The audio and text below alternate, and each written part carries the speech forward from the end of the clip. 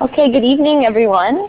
I'm so glad that everyone was able to find their way here so far, and if we have some other people joining us, that will be fantastic. That's got the URL, but I wanted to welcome you, and we'll first start off.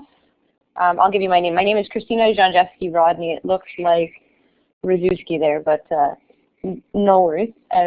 So what I'd like to do is just take you through the first few slides before we get started with the session. What your screen should look like here, hopefully you've got into the chat. I think everybody's got the chat running either on the left-hand side. You can move that over to the right if you want that out of the way and you want to see more of the chat window. You can detach it. But here, this will give you some instructions to move that over if you wish.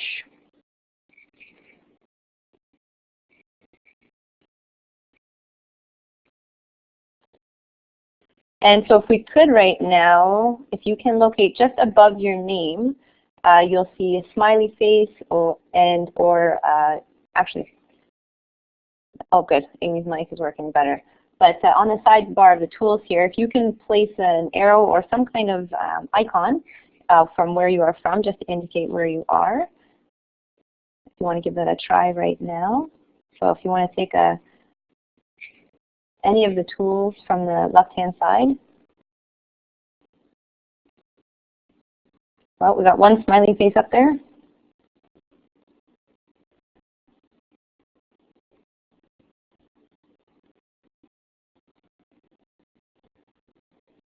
Oh, got an arrow there.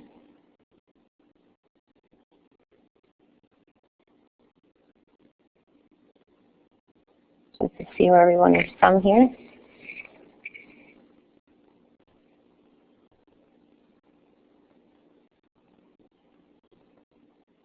Someone asking, wow, who's in Cornwall, I think? That'd be me. Welcome.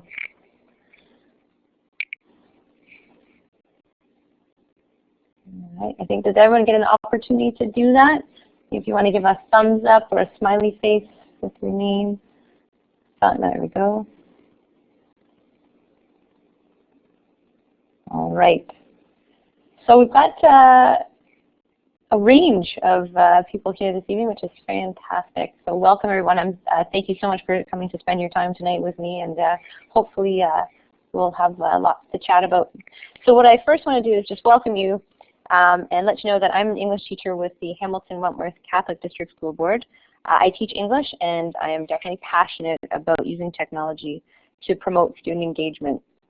All of the samples that I'll be showing you tonight are student samples, and I'd like to first draw your attention to the resources that I've put together for you. So this is something you can actually, it's a document, a Google Doc that you can go to at any point. So I'm going to take you quickly to that document through a web tour.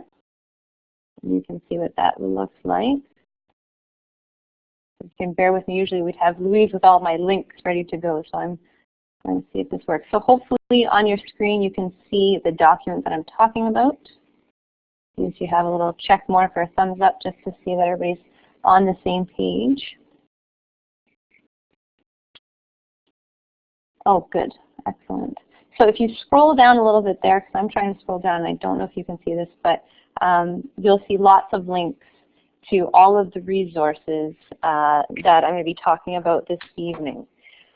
So what I want to do is I'm going to take you on another little web tour here, and I'm going to get us to visit a web survey tool, and we're going to try this right now together. So I'll pull it up for you on our screen. Just give me a moment.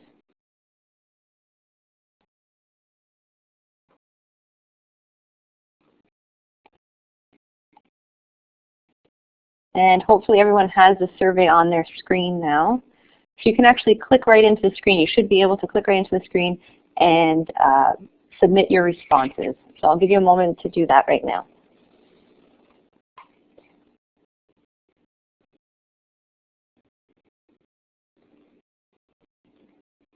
And then once you've had a chance, maybe indicate with a thumbs up or a smiley face, the emoticon of your choice, and then I will show the results.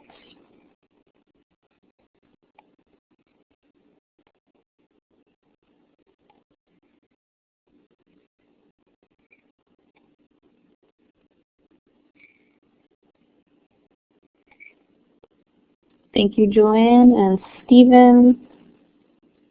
Hopefully I said that correctly.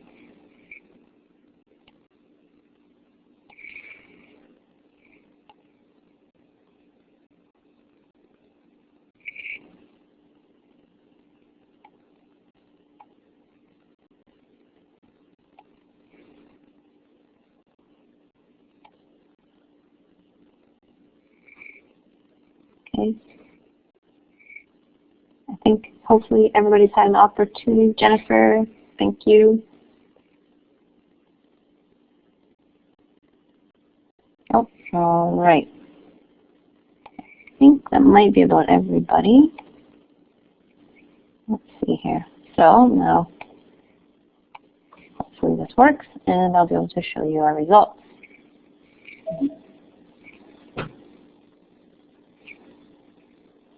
Whoop. Let's see here. Let's take us back a second here.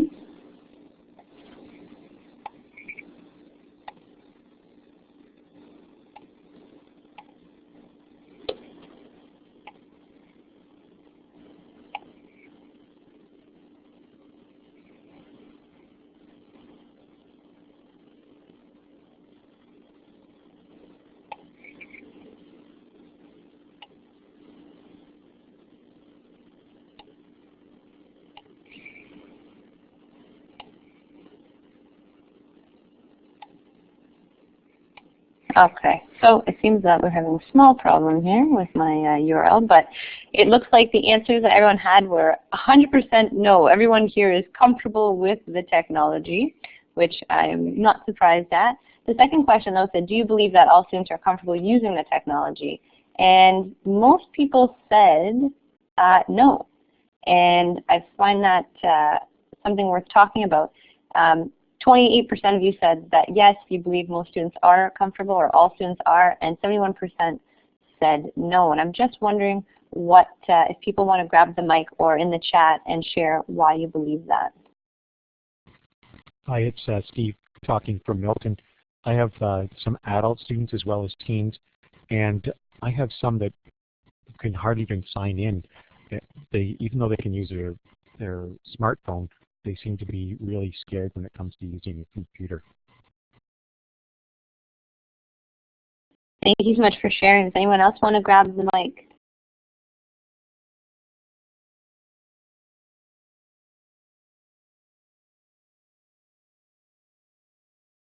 Okay, so I'm going to share the last one with you because I find it most interesting. And the question was, what is the biggest obstacle that teachers face when using technology? 14% said not enough time, but overwhelmingly 42% of people said no PD support time in school. 28% said fear of the technology itself, and 28% also said not enough access to the technology. So I'm wondering where, in terms of the PD, well, we thank, of course, Syria and OTF for this wonderful opportunity, and I'm wondering where we can go from there. I think a great opportunity is hopefully we can share our resources today and our connections, and people will make connections with each other. I mean, across Canada, we can actually have conversations and work with classes. So that is my hope, one of my hopes for this evening. So thank you for taking that survey. So the topic, of course, of today's webinar is one that is common in our classrooms and has brought you here tonight, and it's the reluctant learner. My purpose or goal here is to give you my practical experiences and student samples in order to hopefully facilitate discussion that I hope can be ongoing, either through Twitter or the sites that I've offered on the Google Doc. I'm not proposing in any way to be an expert with the technology, but I hope that my successes and the troubleshooting that I'm going through currently with my students will help or inspire you to try something new that may help to facilitate greater student engagement and, of course, excitement for learning. So I want to talk about what I call the hideout, and that's why I had the image of the cage to start us off. The problem with traditional question and answer, of course, is that the classroom becomes the hideout for many of our students. They will, as you I'm sure know, avert their eyes when you ask a question, look at their papers, look at the walls, whatever possible to avoid our gaze. And they almost create their own little cave within their desk. And I see that Stephen has asked a question, so I'm going to pause for a second. And Steven said, have you ever had a text-based lesson blow up in your face? And Stacy said, just today. I don't know if Stacy wants to share, or if we're talking about my survey just now, because obviously when I went to the link, it did not log us back in. But Stacy, if you want to go ahead. Stacy shared in the chat that the smartboard wouldn't set up. Yes, this has happened to me numerous times. And yeah, the little glitches can turn into what seems like a sabotage. What do we do in that case? How do we carry on? I see a lot of frustration coming up in the chat. iPods not charging, people not having access to the technology. And then how, of course, do we get over that problem ourselves and then expect our students to then use it? It is something that we have to kind of just, I think it's a constant battle, but I think if we keep sticking with it, it's worth it in the end. And I know I've had serious problems sometimes, but by sticking with it, I've had great payout, and I hope to share some of that with you tonight. So this is, the next slide here is, of course, the common problem in the classroom. We get the same students answering questions, and while we almost never hear from the rest, even with differentiated activities, it's hard to get these voices to speak, and they get lost in the crowd. So how do we move the students from the safety of their seats and into the discussion, even when the technology seems to be getting us down? So I want to talk about my favorite tool, and I start with a central location for all my students to gather materials and be a part of the conversation. I like to use a wiki, but I've also used Edmodo. And if you could, with a show of a smiley face or a check mark, if you're using either of these tools, either Wikispaces or Edmodo in your classrooms right now.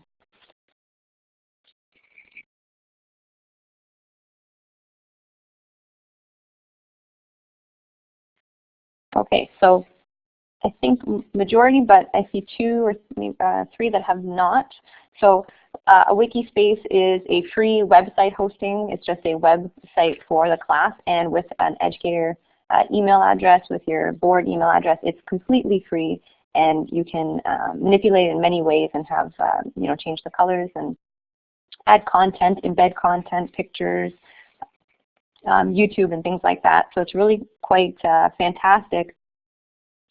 And I think it's become an invaluable resource for me because students who are reticent in a number of ways, the ones that are very reluctant, it's not Google-based, I see someone has asked on the side, but it allows these students to take comfort in having a place to go to check materials, communicate with their peers and their teacher, and enjoy looking at their accomplishments, which I think is the best part. It allows for a place to post, you can post homework, of course, or class notes, but you can also post your student projects, and it becomes what I call a kind of brag book for students to show their family and friends, or to learn from peer samples. Because I like to put up peer work so that they can look at samples to work from. So I think it's a great place to set the foundation for reluctant learners to feel a part of the class, and I feel like they're always in the know when they can go and check the website. So does anyone have any questions or comments about wikis or Edmodo at this time? Please feel free to take the mic or use the chat box. Oh, I see someone wrote, our board is promoting D2L. How does this compare to Edmodo?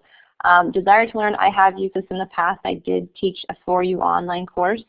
D2L is very prescribed, and while I know it's great in a lot of ways, I've found a lot of problems with D2L. Edmodo is very much like Facebook, and students just love the way it looks. I think there are pluses and minuses to the Edmodo and the Wikispace, but Edmodo is rapidly increasing in popularity, and lots of students have accounts which they can carry over into other courses, so they don't need to sign up for another account. They just use their one account and join the various classrooms. The Wikispace I use instead of Edmodo because, I see the question here, I use the Wikispace because I just like how I can manipulate it more than Edmodo. Edmodo is there's only so much you can do. You can't really manipulate how the page looks and things like that. And with Edmodo, it's like Facebook in that when you update something, the update moves down the page and you lose that. So with a Wikispace, just like a website, you can have side pages of content, and you can add to it as you wish. Do you need to know how to do Facebook to do Edmodo? I see Stephen said, absolutely not. I think it's just that students like the way that it looks similar to Facebook, but you definitely don't need to use or need to know how to use Facebook to use Edmodo. Edmodo, we have an account through the school. You can use Edmodo for free, but there is a perk to having your school sign up for it. That just makes it a little bit more seamless in the school. Okay, Steve, I'm not sure what you said you have to pay extra for a certain time. I'm not quite sure what you mean in terms of how many times you use Edmodo or how long you use it for.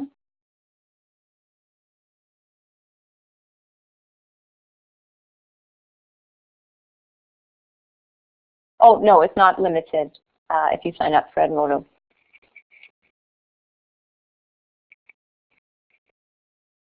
Okay, so I'm going to go ahead then if people are okay, and I'm just going to show you an example of my wiki space so you can see how that differs from Edmodo.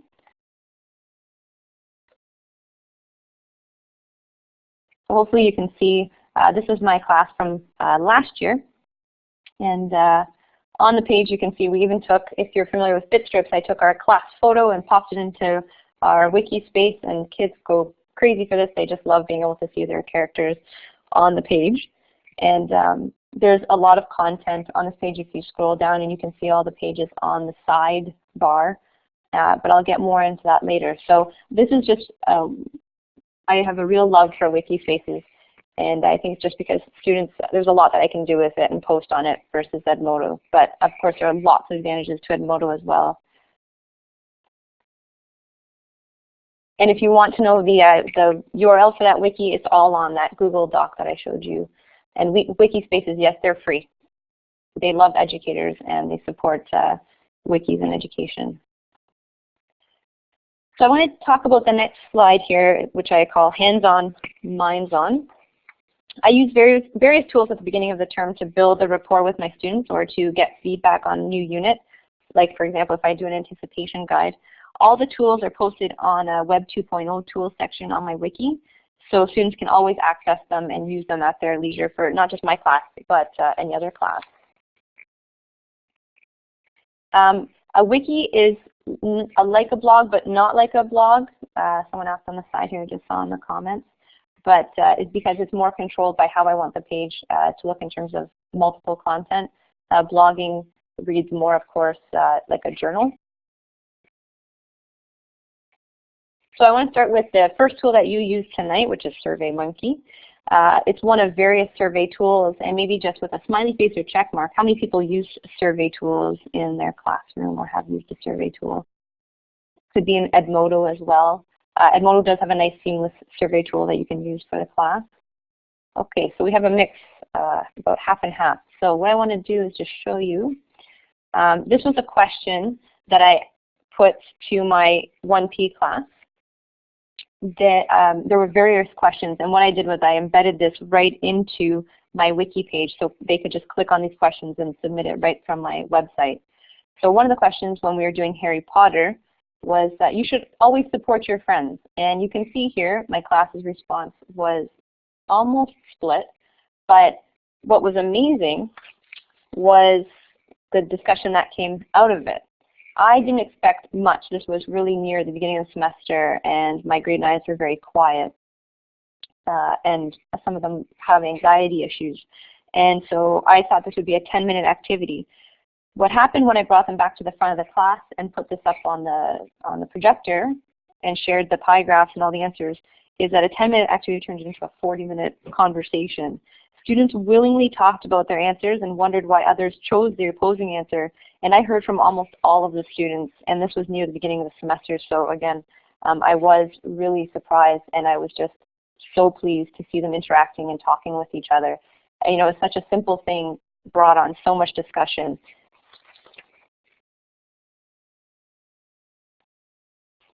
So I'm going to move on. If people don't have questions about survey tools, or maybe I should take a moment, I'm going to move on to Blogger, but if you'd like to take the mic or post in the chat about using any kind of survey tools.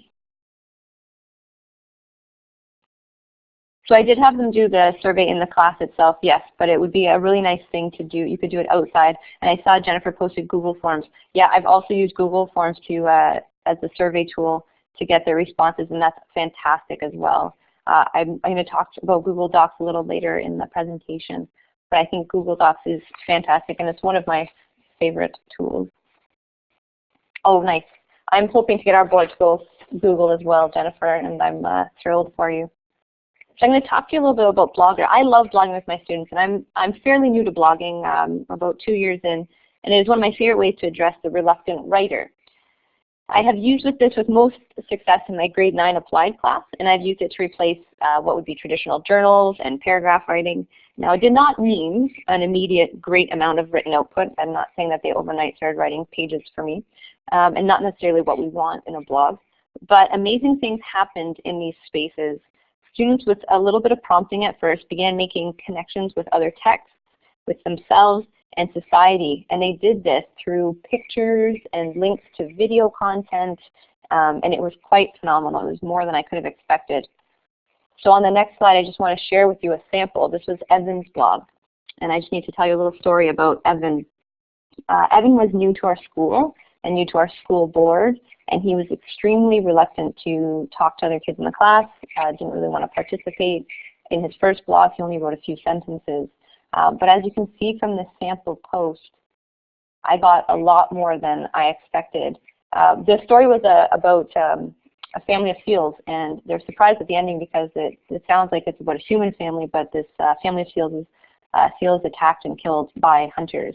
And so even though you can see some spelling mistakes in here, that is not my main goal. I'm excited to have students writing, and not only is Evan writing here, but you can see that he is connecting. He posted a video to an animal rights issue, and if you look at his last sentence, he says, "This way of hunting is completely unacceptable in my opinion, and those are my thoughts."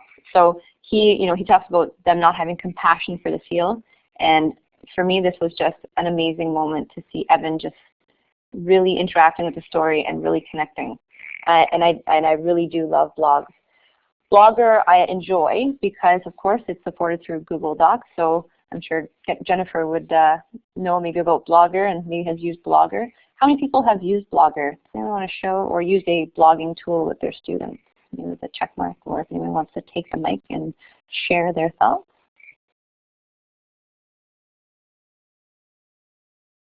Okay, Amy said she's used kid blogs. Amy, did you want to talk a little bit about kid blogs or your experience with those? Sure. I started kid blogs with my GLP students, which are 7 and 8, and we're working on being appropriate with our comments and posts.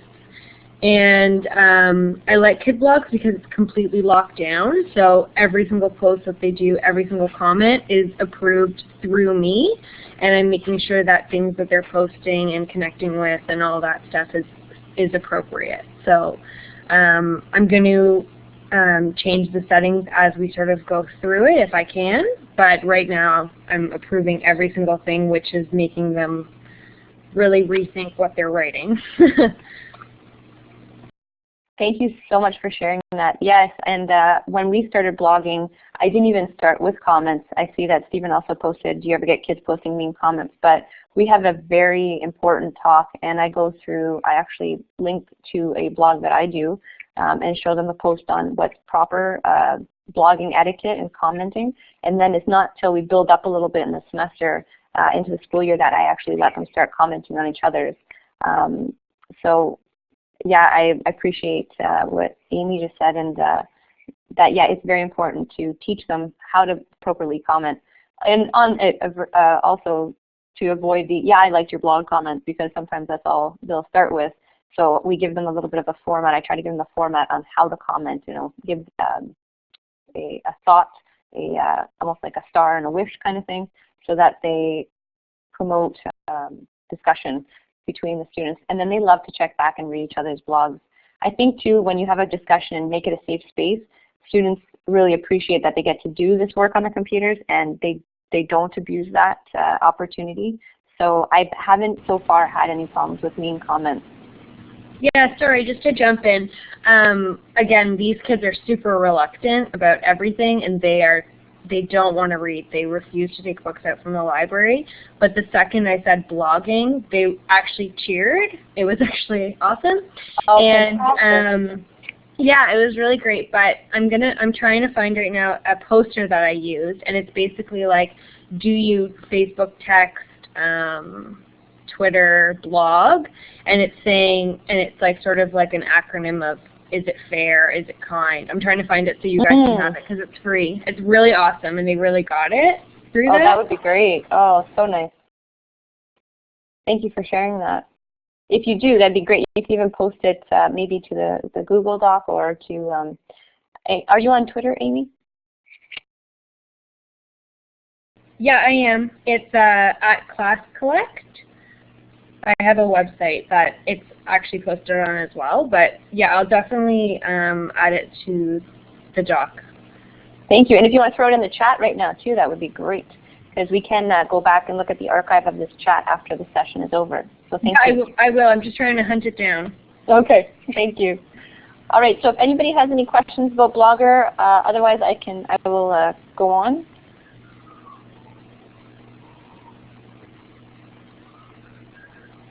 Okay.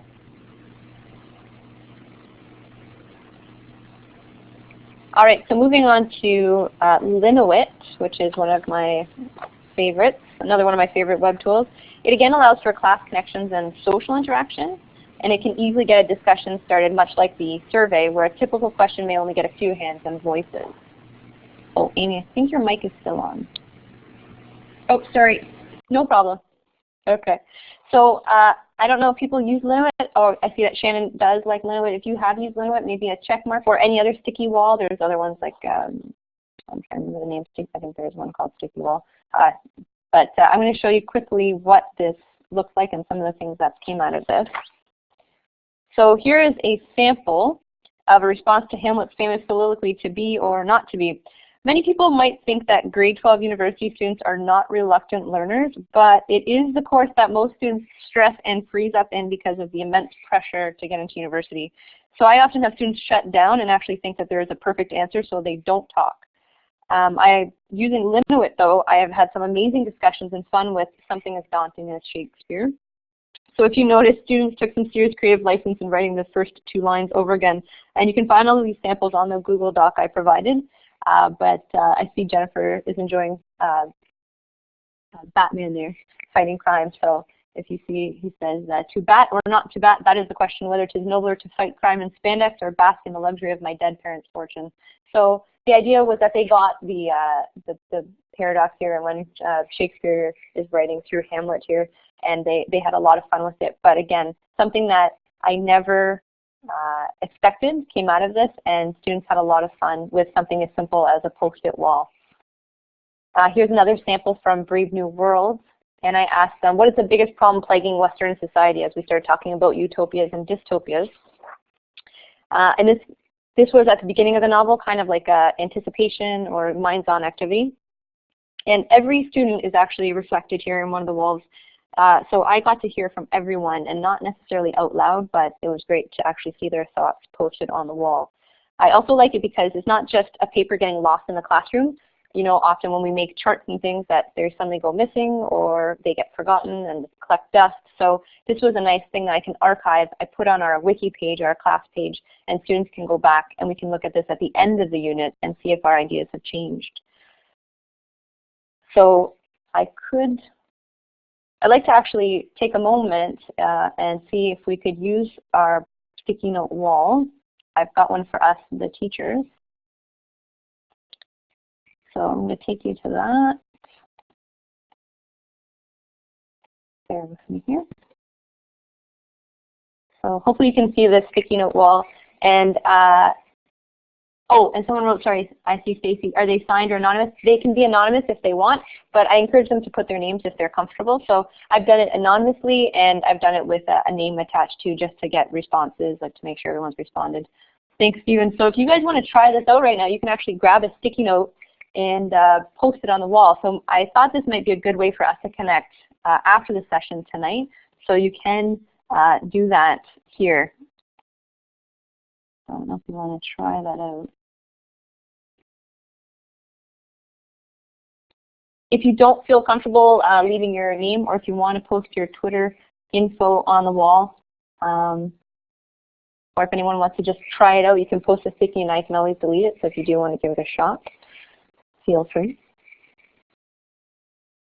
Is it working for everyone? Hopefully the sticky note wall is up there.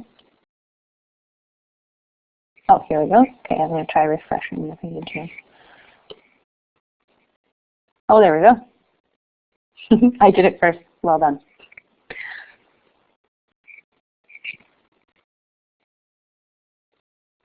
Okay, so that's, I mean, that's a simple way to get students. Oh, it didn't work, Jennifer? Can you see the post-it wall?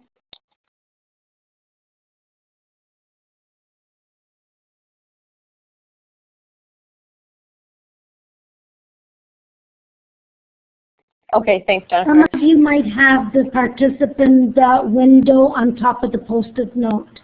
So you might want to pull that down. It might be hiding. It's on the top left, right-hand corner.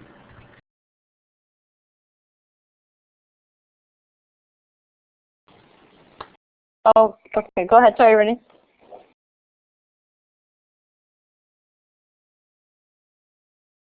Looks like people have gotten the hang of it here. We've got some information going up. So that will be there. We can add to that or go back to that at the end of the session. I'm going to move us forward now and talk about Tagxedo and also Wordle. So many of you have probably used or seen a Wordle, which I know is probably starting to bombard us and people are using them all over the place.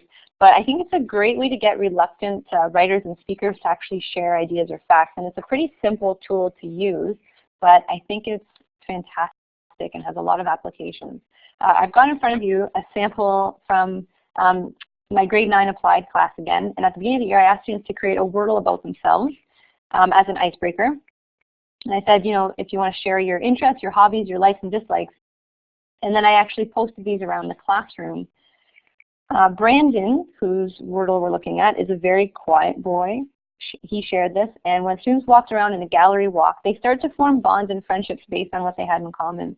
It was a wonderful moment for me in my class because, as you can see, Brandon hates running, is really bad at French, but loves gaming. And it was actually a nice common ground for a lot of the boys in my class to start talking, and they started talking about gaming. You can see Brandon also has 5 dogs and 2 cats. So it was really a neat little moment, and they actually got to keep these. They took them home. They loved them. They put them in their binders. And again, it was just an easy starter. Not a lot of time to invest here, but a really great end product. Another one is Tagxedo. I don't know how many people have used Tagxedo or know what Tagxedo is. Maybe if you want to show us a check mark or a smiley face.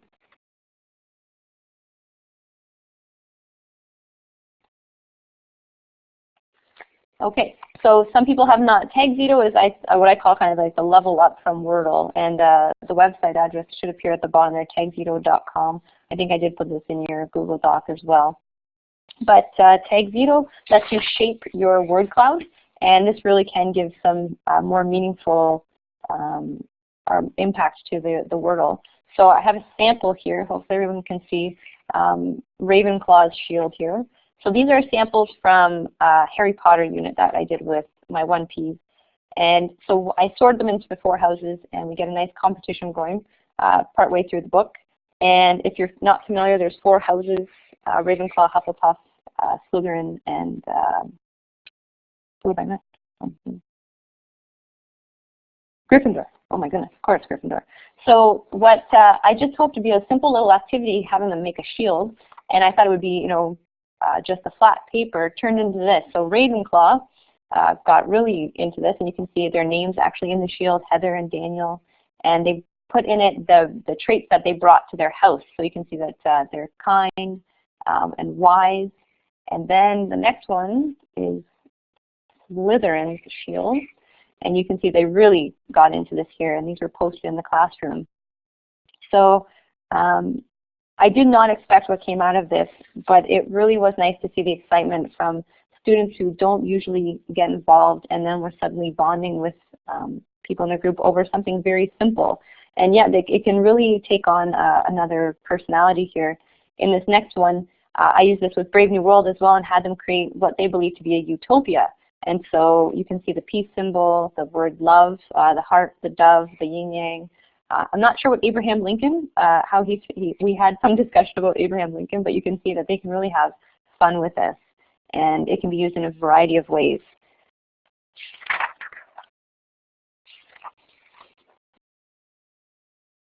So I don't know if anyone has any questions about Tag Veto. Otherwise, I will keep going. Okay. Bit strips. So I'm going to start talking about bit strips. I am a huge fan of bit strips, and there are so many uses. It does not, oh, sorry, I'm going to go back to Stephen's question here. So I'm going to just, Stephen's asked how do the size of the words get assigned? It's based on the frequency, how many times you put in the word, and with Tag Veto you can actually choose if words are repeated or not, and then the words will get bigger as you repeat them. So in Wordle, it's if you just repeat the word 5, 6 times, it becomes the most prominent word in the bubble. No problem. So how many people are using bit strips or have used bit strips with maybe a smiley face or a thumbs up? All right. Oh, looks like majority of people. Fantastic. So bit strips for schools, and careful not to just go to bit strips if you haven't used it before. Bit strips for schools is free to educators, and what's really great is you can actually create a classroom. I absolutely love this, and I don't just use it with the younger students. I use it all the way into my university grade 12 class, and they absolutely love it. I'll share a sample with you in just a moment. This is a sample of just a simple introduce yourself activity. You may have used this before, but I want to talk about a story. I just want to give you a little story because it really was a phenomenal moment for me as an educator. Josh is a student that is near and dear to my heart. He has a diagnosed anxiety disorder and has a huge fear of presenting. I use the story of Josh because he was reluctant to talk to anyone, say anything in class, but with the use of bit strips, Josh came out of his shell, and I was so happy to see him find this confidence. Not only did students start talking to him after they looked at his little comic, but when we did another comic on the hero's journey in Partners, I almost started crying because Josh actually came up to the class, in front of the class with his partner and actually presented because he had a connection with this bit strip, and he felt confident in their hero's journey bit strip. I was really emotional when I watched this and saw Josh doing something that his mother actually told me he would never do. So I'm going to show you an example here of how this can work in a grade 12 class. This is actually a couple boys in my class who do not like Hamlet, suddenly found a love of Hamlet because they turned Hamlet into Star Wars. The very last scene of Hamlet, the epic sword fight, then became a Star Wars movie. And so I think it's really applicable at any level for so many different activities, so many different connections, especially now with bit strips. You can import your own pictures and things like that and create, really work with the animation. Students, of course, love the idea of making their avatar, and that sometimes they get sidetracked with that, but having them be so proud of something is such a reward, and it really gets those reluctant writers writing. I've had students who only had to do 4 slides end up with a 12-slide comic, and that really was a great leap for them. I see Stacy here has shared a really nice comment here. We had a boy on the spectrum at our school create a strip about how to stay safe at school. That's fantastic. Thank you so much for sharing that. Does anyone else want to share their experience with bit strips?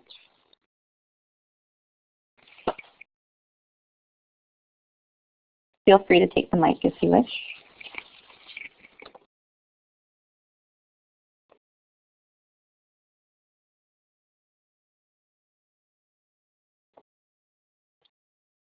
Okay, I'm going to stop for a moment and see if anyone has any questions about any of the tools that we've talked about so far, or any other questions.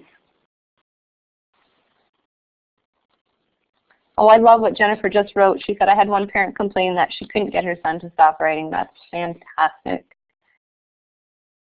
That is exactly what Amy said, an awesome problem to have.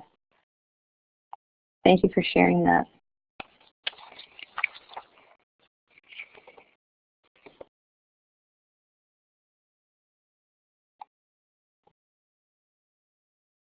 Okay, and it goes back to, absolutely, Joanne, feel free to use my examples. I see that, Stephen, you said you have a question earlier about social media. I'm going to try to go back and find, okay, so your question is, if someone is almost 50 years old and hasn't done social media, what should that someone learn to do first? Okay, depending on what tool you might be talking about, are you perhaps talking about something like Twitter? I don't know if you want to respond to that or grab the mic. Do you have a mic tonight? I think you do. Yep, I have a mic, and I'm just asking about Twitter or Facebook because I know my own kids do it, but I'm a bit out of it, and I don't know if I want to invest the time to learn it and if it's going to be that useful. Okay, I'm glad you asked, is it going to be that useful? I'm actually going to be talking in just a little bit about Twitter and how I use Twitter in my classroom. I think it really is invaluable, and it's been one of the most amazing tools for me to not only connect, some people like to use Twitter just to post updates, how they're doing that day, but I think it's actually an invaluable tool for me to connect with other educators. And thanks to OTF and Syria, a couple years ago when OTF offered workshops, and I got connected with Twitter, and since then have been following all kinds of amazing educators on Twitter and have gotten links to so many resources. I think that it's absolutely crucial to my educational practices and informs my educational practices all the time. If you just go to twitter.com and set up an account, there are people that you can start following, educators that are on OTF. It's really a great place to start. If you want to, you can follow me and see some of the people that I'm following. They're just fantastic people, and I'd be happy to tweet to you people that are worth following and offer a lot of great resources. Hopefully that answered part of your question or some of your questions.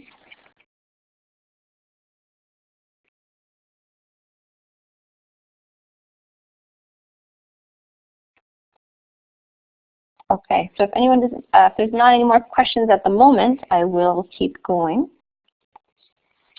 So once I feel confident in the tools that I'm using and I feel that the students are familiar using these tools, I try to give them activities that will allow them to use the tool that works for them. And this doesn't always work. As we shared at the beginning of the session, we often have problems sometimes. The tool doesn't fit, the technology fails, but through some persistence and sweat, and tears sometimes, it does pay off. So I actually always get them to go back to my wiki or web space so that they can find those tools easily and get the link right from there. Of course, this is what we all hope to do, and I'm sure, but it does not always work out, I know, but it is a great opportunity to release that responsibility. And what I love about them choosing the tool is that they can go back and look at what they've done, and it's an archive of their work where a piece of paper in the binder often gets lost and never looked at again. They have almost like an online, not even a resume, but a way to look at all of where they've come from and what they've accomplished. So it becomes a great opportunity for collaboration. And I really start to see the reluctant learners or students start to become more independent and willing to engage because they have those tools at their fingertips and they feel confident in using those tools. And I'm talking about a lot of different tools tonight, but I started off with one or two and just devoted my time to that, and then the more confident I got, I went from there. So I'm going to share a very basic idea, but it comes from something I cannot absolutely live without, or I cannot live without, which is Google Docs. And I think it was Jennifer that said that they are a Google school. And I think Google Docs is an invaluable tool for me as an educator and for my students because it allows the freedom for collaboration and real-time editing in Google Docs. So I think that is just outstanding. And of course, it's free. Here's a sample of what is typically a difficult activity for students to take interest in, a review sheet. So if you've ever given out a review sheet, you know how painful this can be. So I've typically given out review sheets on colorful paper. I've tried, this, that, and the other thing, and it often just comes back to school empty because, of course, it's not fun, and B, it can be daunting for a student to fill in. So students love to see the real-time typing that happens in a Google Doc. and they love to see their fellow classmates filling it in. So all I did was take that same Word document that I had, and I pasted it into a Google Doc, and then I gave all of my students the link. And I put them in groups. You don't need a lot of computers to do this, 3 or 4. And suddenly our short stories review was filled in about 15 minutes. I projected it onto the screen. Everybody was talking about it, where before I would never have people talking about a review. And suddenly they had something that we could print out, they could take home to study, or they could access from our wiki space. And it's there for any time that we want to go back to it. And they were correcting each other and saying, oh, we should add more into the atmosphere in the dark ones, or thank you, ma'am. So I think I have an example, or this link in the Google Doc if you're or that I've given you. But anyone can set up a student account at any time. It is free. And what I do is I actually gather their links onto our website so we can all collaborate from there. Any questions about Google Docs or comments? Yes, about the student accounts, how would you set that up? Would you create one in their name, or would you just have some generic student 1, student 2 type accounts? Good question. Because we are not a Google school yet, and I really, really hope we do become one, I actually have, it's kind of painful at first, but I have students set up accounts at school with me using their names or their school accounts, like first class, and then they can go in through that, because I feel that they really need to have a Google account because they can keep everything, all their work online, and access it from home or at school, not just the Google Doc, but presentations and all of that. So some boards already, I can see Amy says, is set up. I know ours is not. I really hope our board comes on board soon. Pardon the pun there, but I think it's really worth it. It does take some time at the beginning of the semester or the year, but if they use their first class or Gmail account, then, a simple email for Gmail, then they can have access to it all through high school.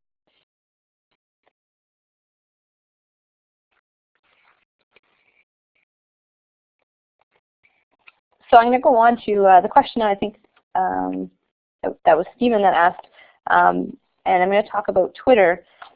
New this year, I walked my class into the real, or the realm of Twitter in the classroom.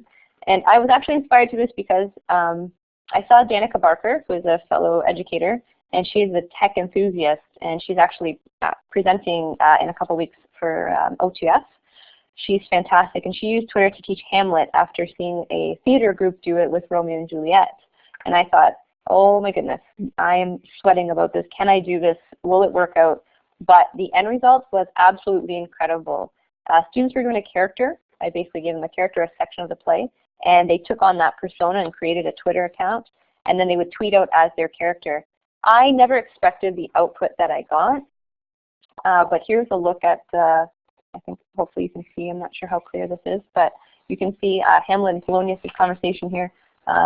Growing up as royalty in a castle was amazing. Hashtag not, hashtag being me sucks, hashtag word nerd Hamlet. So they even attached pictures from their location from Denmark. So there's so much opportunity with Twitter. It was to see my grade 12s who were typically not talking about Hamlet, now fully engrossed in becoming the character, in taking on a modern twist to this. It was absolutely phenomenal.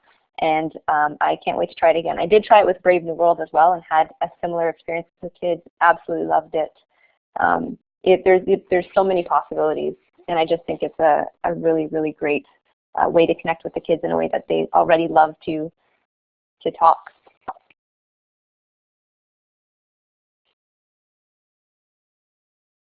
Oh, I see that Amy says that she does a blog post, and that's actually really neat too. Oh, also, if you don't have access to Twitter, I tried this out first because we couldn't get access to the computers.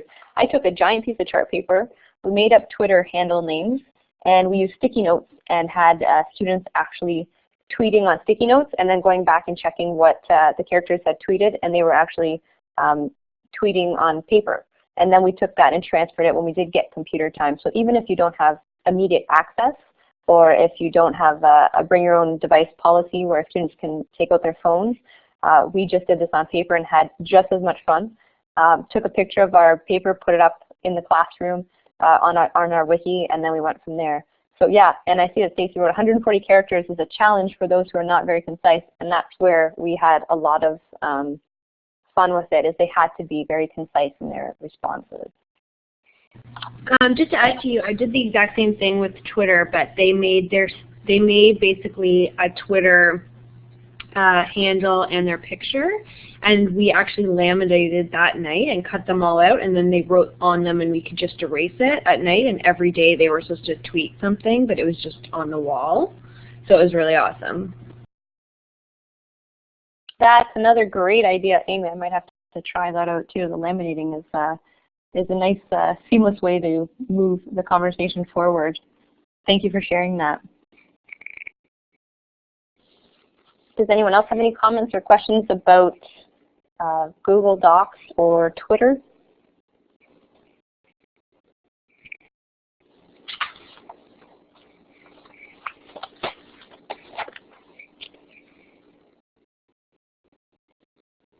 Okay. I think Stephen has a response. I'm just going to wait before we move forward. Most students already have Twitter. Actually, funny enough, in my classroom, most students did, but some had actually never heard of Twitter or actually used Twitter.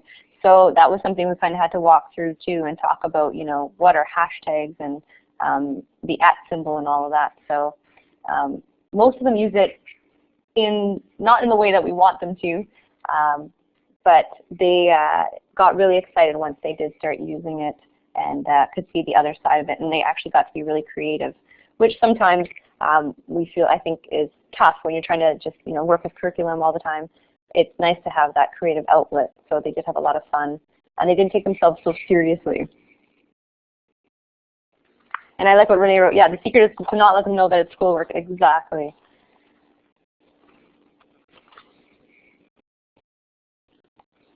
So I'm going to take this moment to move on a little bit, talk about Glogster. Maybe with a check mark or a smiley face. If you are using Glogster, maybe you could indicate that, or have used Glogster.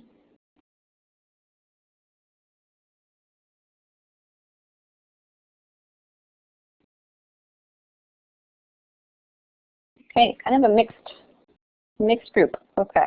So Glogster is the virtual poster world.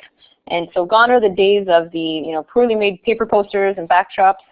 Sometimes kids doing it on the bus on the way to school. I think it's a great opportunity because Glogster allows students to create an interactive poster that will never get lost or torn or damaged on the way to school. It's a great way for students and teachers too to actually be able to display text, pictures, and video along with links to other websites straight from the poster. I like to actually make a sample, and then students can develop their own based on my sample, depending on the task that we're doing. Even our school actually uses Glogster to provide links to Web 2.0 tools from the library webpage. So that's fantastic, a nice use that we have going on at our school. Stacey asks, has it changed to a pay-per-use site? You can create, we had a bit of a problem actually in my class from when we first used it to now, because if you create an individual account, through Glogster EDU, not just regular Glogster. It's just individual and you can't view it when I would put it on my website. But our school actually, for a small fee, I think it was, created we have access to so many accounts and we can create classrooms. So it is a pay-per-use site if you want to create a classroom, but you can actually get it for free on an individual basis. So that's a nice way around it. I just have students create individual accounts if we don't have access to that school account. So I want to show you, this is a terrible sample. It didn't work out, so I'm actually going to take you to a sample in just a moment here.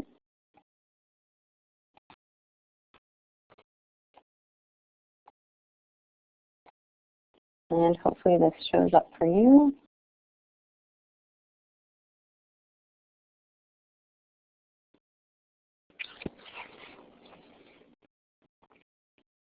It might be taking a moment to load.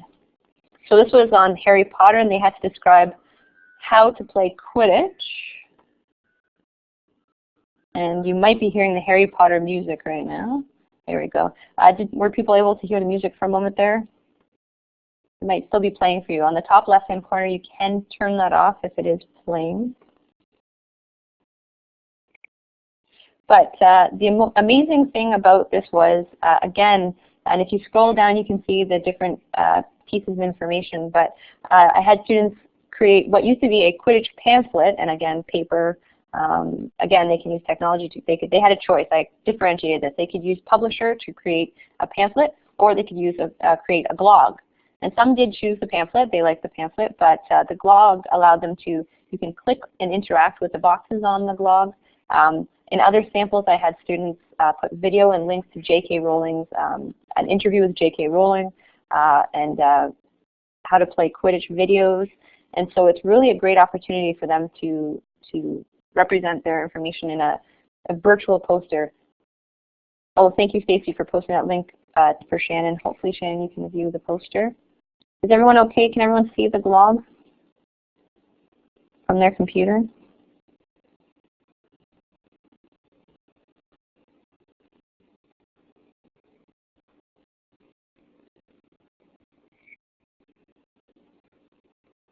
It is, okay. You can't, okay, can't see it? Okay, I'm gonna maybe post the link onto your, I'll post it into the chat here again. Hopefully you can see it if you click on it. Okay, great, thank you. Is it Valia? Hopefully I pronounced that correctly. Okay, great. So Glogster, there is some ways around it in terms of the number of accounts, but I think it's a really great opportunity for students to then go back, and they're very proud of their work. The sample I have in front of you is from Heather and Peter, and Heather and Peter were two students with learning disabilities in my grade 9 class that, because of their learning disabilities, were extremely shy and did not really interact with a lot of the students in the class. But Peter, who was really tech savvy, was able to get this music that nobody else was able to get for his blog. And suddenly, everybody was asking, how did you do that? And he became, you know, there was all this excitement around their blog, and they were so proud and so happy. And suddenly that reluctance went away, and people bonded over something as simple as an online poster. So moving into the last set of tools here, what I hope and what I find happens at this point in my class is that students have the confidence in their skills, and they're writing more, collaborating, sharing ideas, getting feedback from their peers and teachers, either through blog comments on the wiki, through Edmodo, or in Google Docs. And this, in my experience so far, has translated, of course, into greater success. Students are participating. There's an increase in participation. Their written output is no longer a problem or a struggle. And presentations are not just getting done, but they're getting done with pride. So something simple that we can use in presentations or just store online work is, I use Flickr. And I don't know how many people are familiar with Flickr or have a Flickr account, but it's just an online photo storage site. So maybe a check mark or a happy face if you're currently using Flickr or have a Flickr account.